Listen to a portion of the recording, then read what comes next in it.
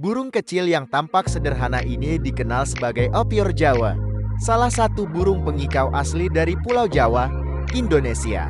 Meskipun ukurannya tidak disebutkan secara pasti, opior Jawa termasuk jenis burung kecil hingga sedang dengan tubuh ramping dan gerakan yang lincah.